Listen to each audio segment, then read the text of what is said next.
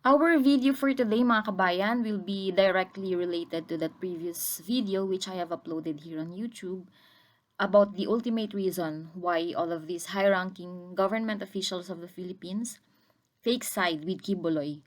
So you better watch that video, mga kabayan. I'm gonna be putting the video link in the description below so you can easily go to it. So it's important that you watch that video, mga kabayan, kasi it's very alarming. Grabe, no? Sa ngalan talaga ng pera.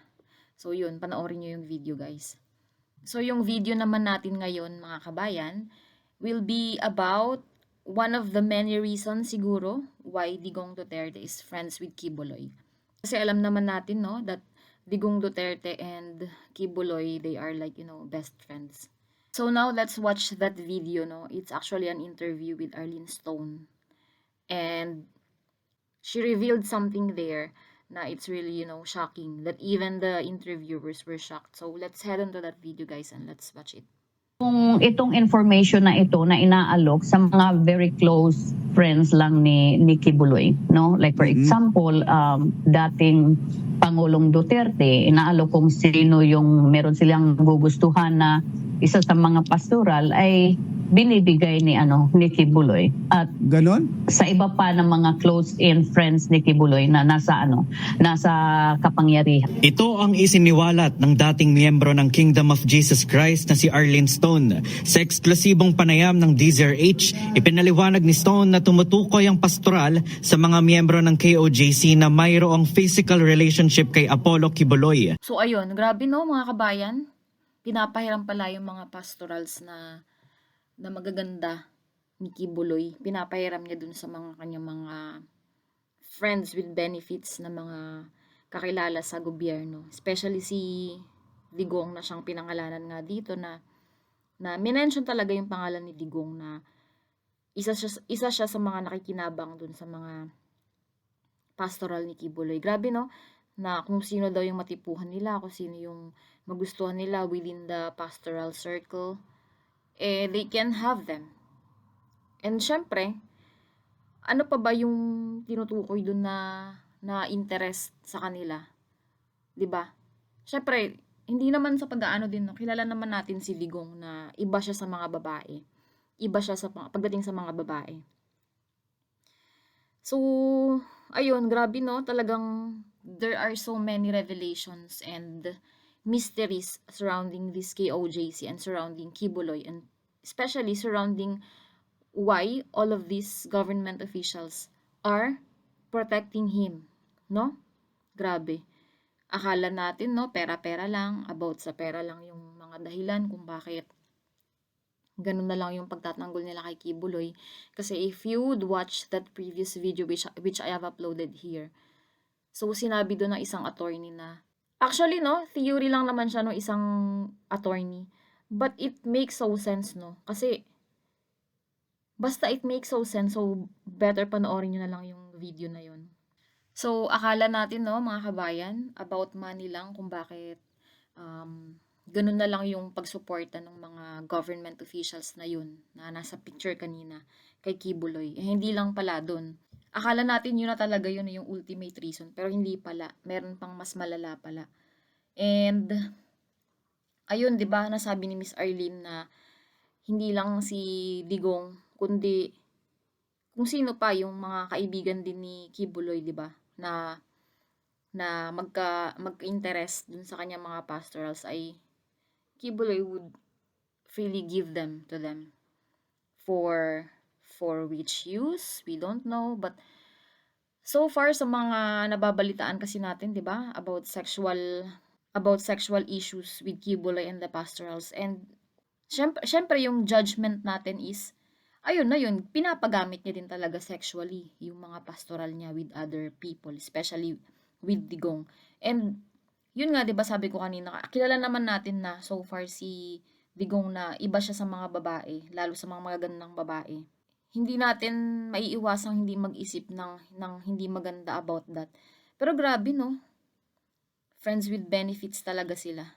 Talagang to the highest level yung pag-share ng blessing ni Kibuloy kay Digong. Grabe no, pati yung mga pastoral niya. Grabe no, ang walang hiya. So, ano kayang setup nun, no? Meron din bang night duty na schedule? Yung mga pastoral kay Digong?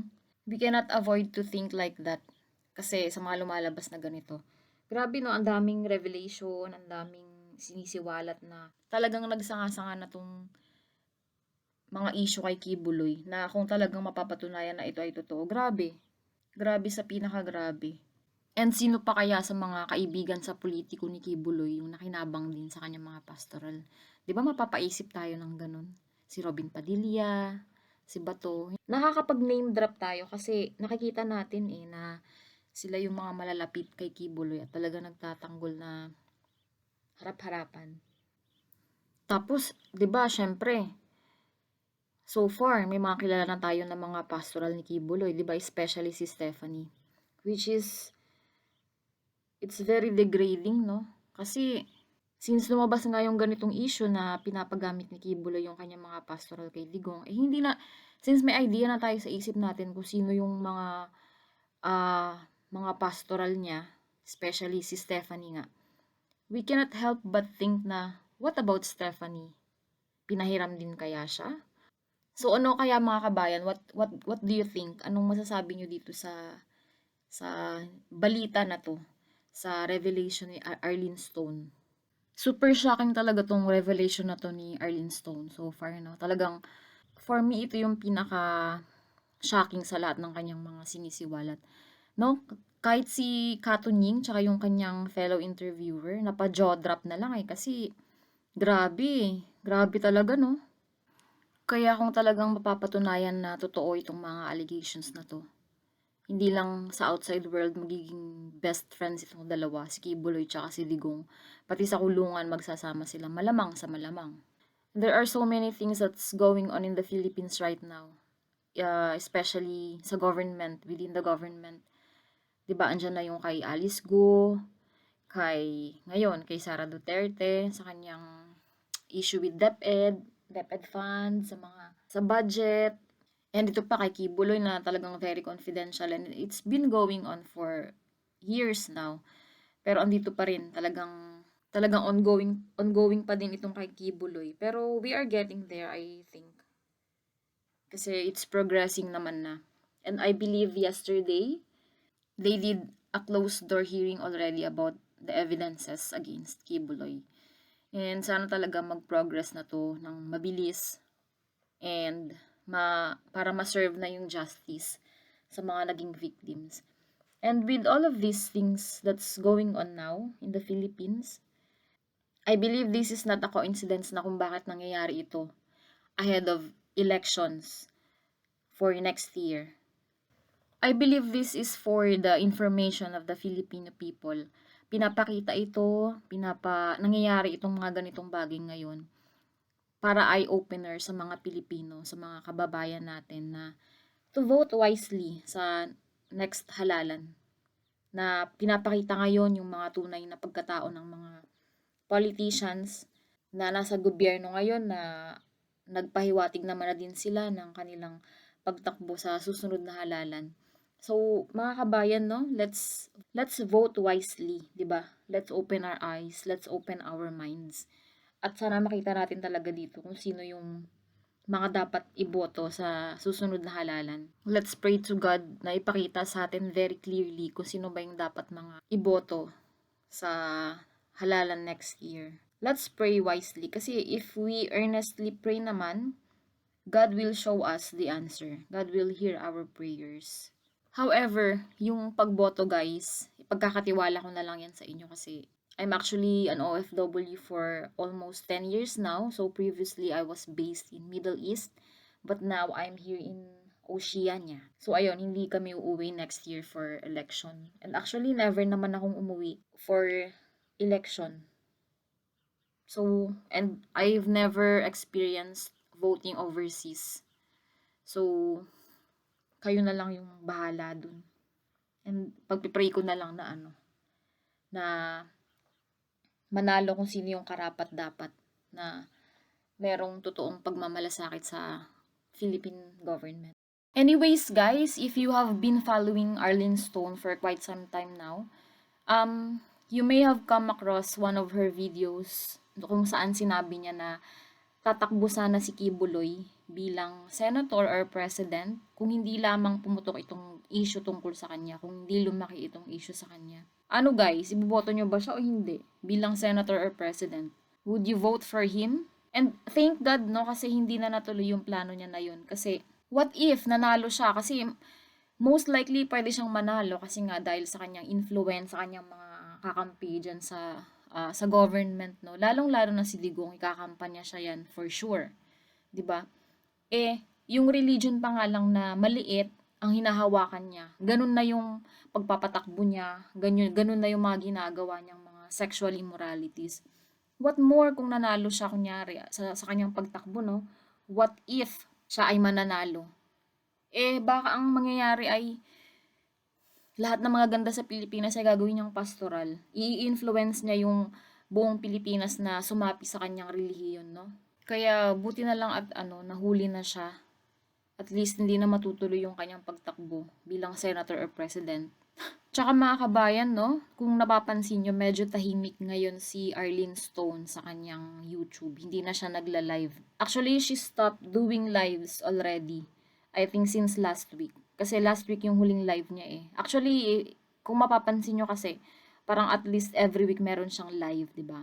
Kasi she's always very excited to share new revelations about Kibuloy. But as of now, medyo tahimik siya. Kasi kung makikita niyo yung kanyang Facebook post na nag-share siya ng mga pictures nila ni Kibuloy from years ago, sinabi niya doon na masaya siya dahil along this journey, although marami siyang friends na nawala, pero marami naman din siyang friends na nag-gain through this journey. Sinabi niya din doon na since nahuli naman na si Kibuloy, ay he would just let the government system do their job. So, she will just be waiting. Parang something like that. Puntahan nyo na lang yung Facebook niya para mabasa nyo yung post. So, nung nabasa ko yung post na yun, actually, I thought to myself na maybe someone from our government told her to stop muna sa kanyang mga revelations kasi katulad nito, itong balita na to kay Digong tsaka kay Kibuloy na they share pastorals. This is very controversial talaga . So siguro ganun nga, pinigilan muna siya na mag-stop muna siya na siwalat ng mga revelations. And siguro hihingiin na lang yung kanyang further revelations kapag isasalang na din siya as a witness sa hearing. So, feeling ko ganun yun. What do you think, guys? Puntahan nyo yung Facebook page ni Arlene Stone. Basahin nyo yun, yung kanyang post. And let me know in the comments below ano yung reaction nyo or parang masasabi nyo dun sa post niya na yun. Kasi since nag-post siya ng ganun, wala na siyang post or live about Kibuloy ulit. And so, ayun mga kabayan, no? Ano yung masasabi nyo sa balita na to na si Digong ay nakikinabang din sa mga pastoral ni Kibuloy? Ano yung masasabi nyo sa pag-share ng blessing ni Kibuloy with Duterte? And who knows, sino pa yung mga sineshare niya ng blessings? Comment down below, guys. What's your opinion about this?